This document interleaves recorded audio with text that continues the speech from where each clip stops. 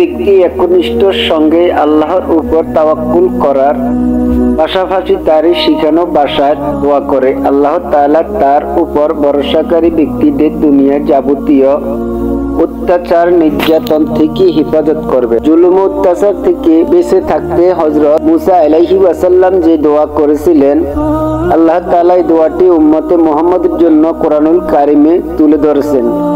রব্বানা লা তাজআলনা ফিতনাতাল লিকাওমিজ জালিম ওয়া নাজ্জিনা বিরহমাতিকা মিনাল কাওমিল কাফির। সূরাতুল ইউনুস আয়াত নম্বর 85 নম্বর আয়াত।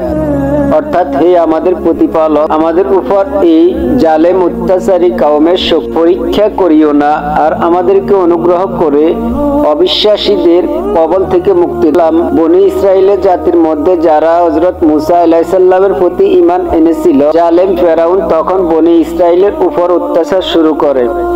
মুসা আলাইহিস সালামের অনুসারী তাকে এই বিষয়ে অবহিত করলে মুসা আলাইহি ওয়াসাল্লাম আল্লাহর উপর ভরসা করতে বলেন। তখন বনী ইসরাইল সম্প্রদায় আল্লাহর উপর ভরসা করেন। তখন আল্লাহ তাআলা বনী ইসরাইল সম্প্রদায়কে ফেরাউনের ভয়াবহ জুলুম থেকে হেফাজত করেন এবং ফেরাউনকে তার দল বল সহ নীল নদের মধ্যে ডুবে মারে। মানুষের ঈমানের অগ্নি পরীক্ষা, বিপদ আপদ তথা বেদনা ধৈর্য ধারণ করা জরুরি। আর অত্যাচার নির্যাতনের মুহূর্তে আল্লাহ তাআলা শিখানো দোয়ার মাধ্যমে তার আশ্রয় গ্রহণ করা মুসলিম উম্মার একান্ত কর্তব্য। আল্লাহ তাআলা